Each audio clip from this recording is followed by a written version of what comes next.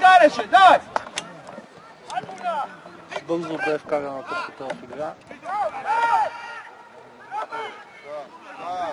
Сега шут дистанция на играч. Антони няма сега, продължаваме ги подава на своята отборна. Опасна атака за Бера, Крис Гади получава шут на Гади. Вратарят се спасява, дали това ще бъде 1-0? Atent arbitru știu. Uite! Антони получава топката. Дясно, където е Валдемар Боровски. Той е с едно чудесно подаване към Атанас Захилов. По десния фланг центриране, по земя там да видим Цалимка как шути 1-0 в полза на Берой. Перфектна контратака за беройци.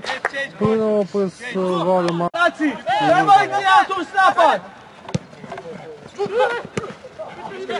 Очам, дирми! Зади! Грешно подаване номер 8 навлиза в наказателно поле. Мере! Танко! Дама те база, куда трябва? Танко! Шут на 10 под стената и това е 1-1. Роби, сам те надай, че имаш. Допрям, гамо шале, нищо е дихари. Гамо чо, дан ме дихари! Събортало Салимка как добро подаване към Жуниор Лапуко. Жуниор Лапуко на каква позиция? 2-1 в полза на Бероя. Жуниор Лапуко дава нова предина, след като бе изверен зад гърба на отбраната от Салимка и как.